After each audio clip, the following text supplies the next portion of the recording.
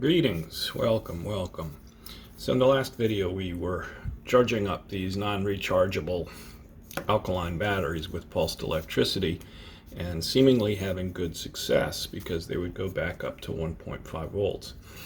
The remaining question is what is happening to the capacity of the battery when you do this. So in other words, if you have a 1500 say milliamp battery, and after you do this 2 times the capacity is only 150 milliamp hours, then you don't really have something that works well. So if we wanted to know the capacity of this battery, what would we do? We would discharge it, and one might discharge it across a resistor with a known value. Now I don't know what this resistor is, but let's call it 10 ohms. So per Ohm's law, V equals IR. So therefore I equals V divided by R.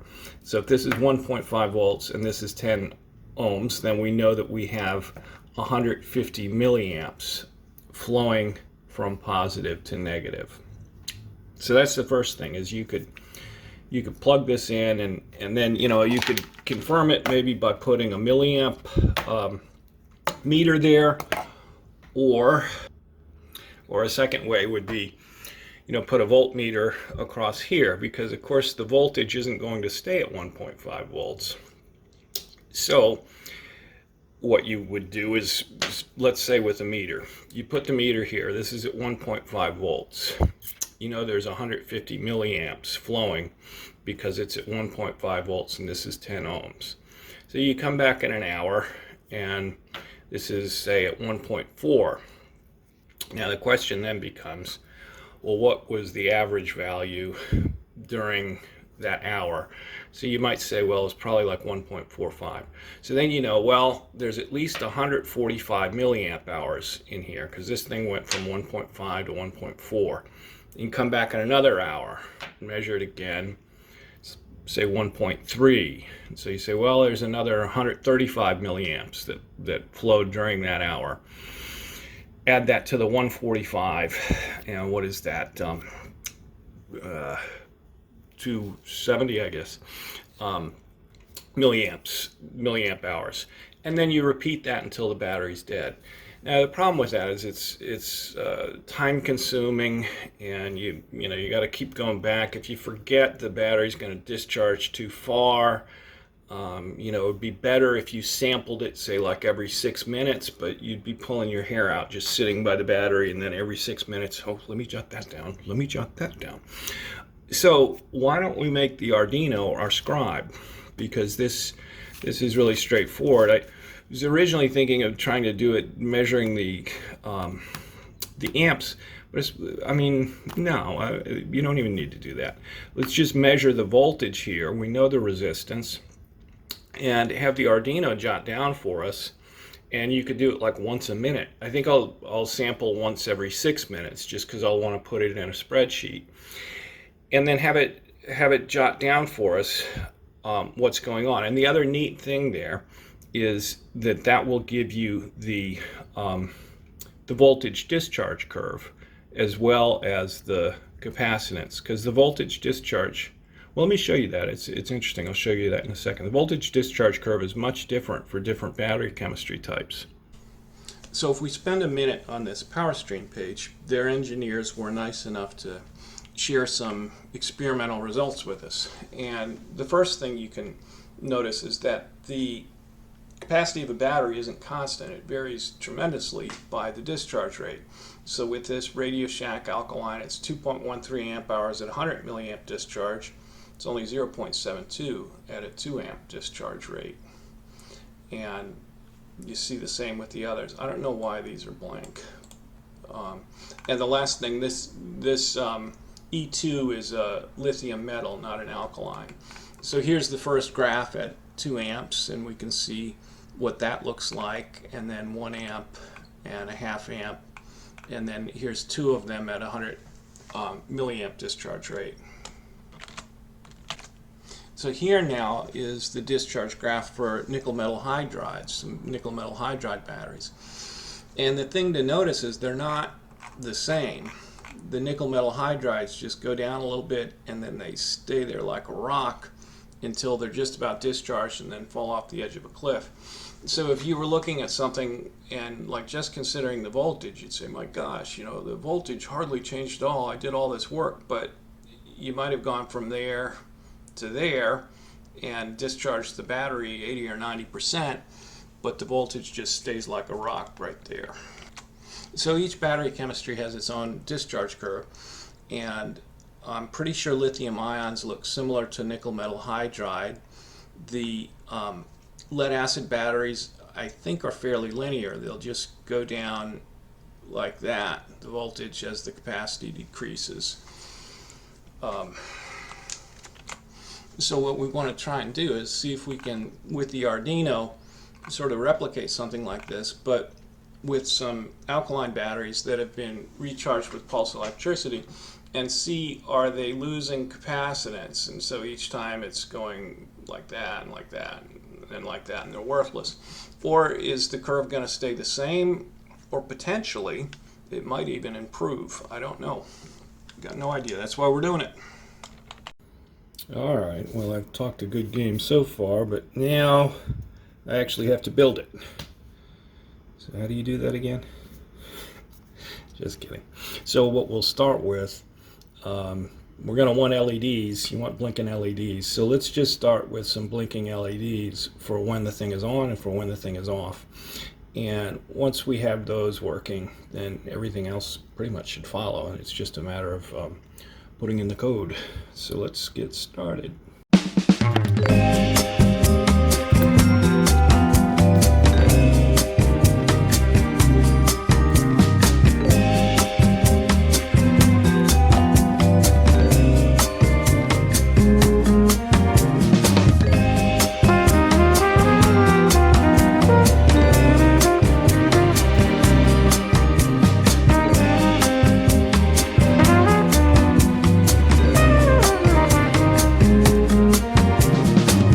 Okay, we're getting there. So we have our 3 switches and we see that they all work. And now we have the batteries going to these 2 bus lines. The positive is going to the red positive, negative to there, and the negative is going back to the Arduino ground. And we have this A0 pin. And so when we plug the A0 pin into the positive, that should give the voltage of the batteries. So the way this works, the A0 pin is one of the pins going to the analog digital converter chip on the Arduino, and it takes the 5 volt to 0, it takes the 5 volt Arduino voltage and divides it into 1024. And so here I have a program called Arduino Read Serial just off of the internet, and all it's going to do is print the value of A0 every half a second to the serial monitor. So right now I think it's undefined. I don't know why it's printing anything other than 5 volts, but it's just sitting there printing that. But now we're going to plug this in to read what's in the batteries. So I plugged the A0 line in, and we see now it's giving off a fairly consistent value right around 642.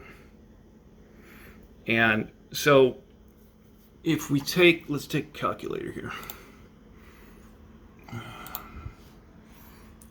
Say 642 divided by 1024 equals 0.629. Now that's where it is on the spectrum between 0 and 5 volts. So times 5.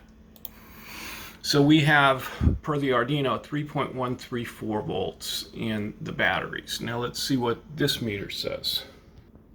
Okay, so this meter says 3.049 instead of 3.14. If I disconnect yeah, so there's no load on it. It's not draining anything. Close enough. And to confirm this, let's do this. Okay, now we just have one battery. It reads 1.53. Here it's shooting out 320, call it 321. 321 divided by 1024 equals that times 5 equals 1.567, 1.53. Good enough. I like it. So now we know this will work. Now we just need to write the code so that our Arduino becomes our scribe. So let's do that now. Well, first I'm just going to clean up all these wires so it's not so messy. Okay, now that looks a bit nicer. So now let's start to do the programming part. And the first thing we want to say is if your battery is charged, turn on this green light and turn this switch on so that you can run a load through the battery. When the battery gets dead, turn this switch off and turn the red light on. So that way you know when the thing's running and when it's off. So let's just first get the logic on that and then go from there. Okay, so I just took the code from the serial read example, and now I'm going to call it battery capacitor tester. And so I've defined our 3 pins there and gave the pin mode. I think they default to output, so I'm not even sure you need that, but it can't hurt. And serial begin. And now, if you recall when we had the 2 batteries, the 1.5 volt in series, what was coming out of the analog pin was about 640. So we say if sensor value greater than 550, turn this pin high, turn this pin high, and turn this pin low. And print the value. Part of that's just debugging now. And then if the sensor value is less than 550, do the opposite. And so what are we doing here? So we're saying I'm just pretending that if it goes down to 550, those 2 batteries are dead. So while it's above that value, pin 13 goes high, and that lets you discharge the battery. Pin 12 goes high, that turns on the green light telling you it's going. And pin 9 is low, and that's the red light. Okay, so let me just show that to you. So we got these 2 batteries, and while that voltage is high enough, we got the green light on saying, okay, this thing's running, and we got the blue light, which is brighter because this is the load. This is the load now on the batteries, and in a moment we're going to switch out that load from an LED to a resistor of known value. And now it's kind of undefined. If I take it off, well, it's kind of undefined. But if I put it here, where it's only got one, now it's less than 550 because the battery's, it's only one battery, so it's half the voltage. So now it's not trying to power this. This switch is shut off. The green is saying, okay, it's shut off, and the red's saying, okay, done. As King Theoden once said, we have victory! Okay, so let me just go talk through the code real quick, and then we'll put those 3 little batteries that were charged with pulse electricity, and we'll see what the capacity of them is. So here's the variables. We talked about those before for the switches. And then we have this sample time. Right now I have the sample time equal to 5 seconds. Now I've made that an unsigned long, so you could make the sample time even an hour long. But I'll probably make it, like 5 or 6 minutes. I'm making it 5 seconds just so that we can see that the thing works. And then you have a variable for voltage, one for resistance, where I'm going to put in a 100 ohm resistor, I guess. One for milliamp hours, and this is the milliamp hours that occurs over one interval.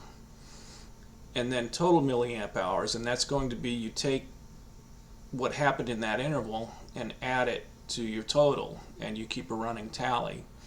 So here we have those batteries that were recharged with pulsed electricity, and the 3 of them are sitting at 4.48, so just under 1.5 each. Red light is on, so it's not doing anything. The program's compiled. When I move this to here, nothing happens. Just a second. Let's try it again. Uh-oh. Wait a minute, I gotta compile it while it's hooked up. Otherwise that toggle is gonna, I bet this will work. So I'm compiling it. Yeah, so now it's turned on. We got the green light on. And that actually makes good sense. You know, the sensor value is less than 500, so it flipped the toggle, and then it could never turn on. So now, okay, here's the output of the serial monitor. And so there was your starting voltage, there was your milliamp hours, and then you just get a running total. Let me clear it if I can. How do you do that? Clear output. Okay, so right now every 5 seconds it's giving us one of those, and we're closing in on 1 milliamp hour, and there's the voltage. So this is going to take a while. I mean, this thing's probably going to run for a couple hours, and then when it's done, we'll know what the capacity of these batteries are. Now there's a few points to go into. I'm not going to talk for 2 hours while we're waiting for this, but a few points while we got a minute. If one of these cells is bad, that's going to screw things up. So technically you should do them each one at a time.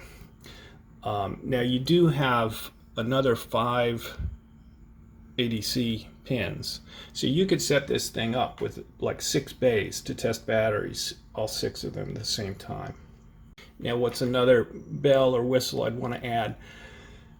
Right now it's limited to 5 volts because that's, if you put in more than 5 volts, that's just going to blow up the ADC chip.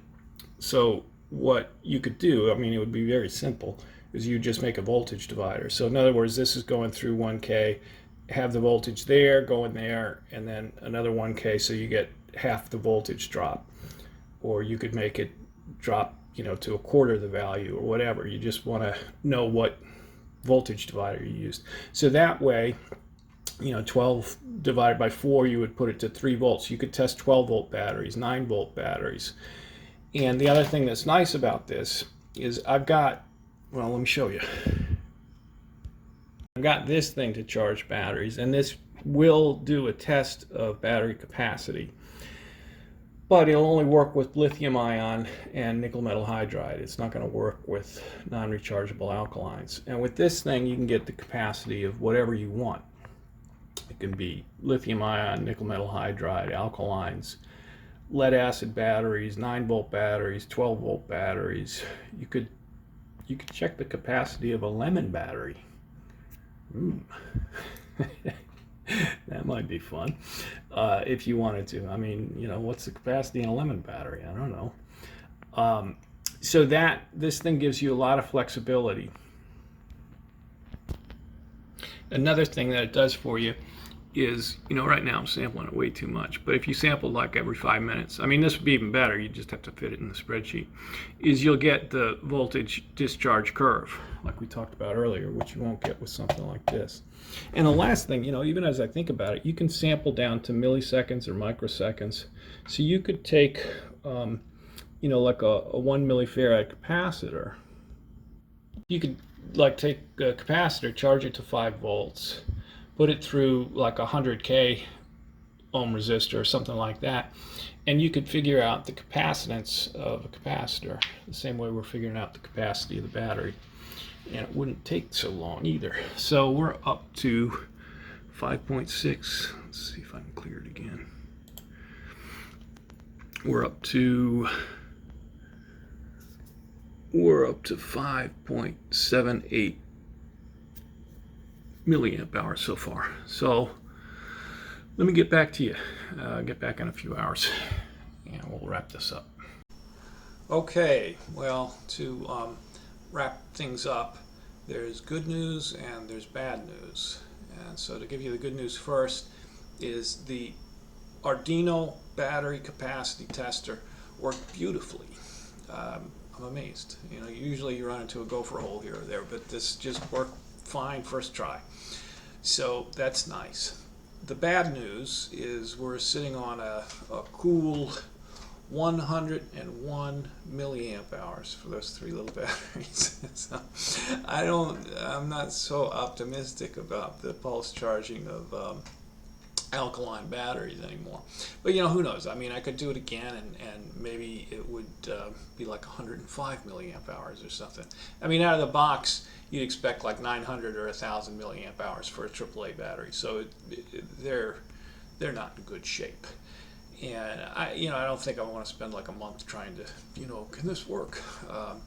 I may, here or there, throw a radiant charge at it again and see what happens. But the main thing, I think the important thing, was to see if the battery capacity will work. And so now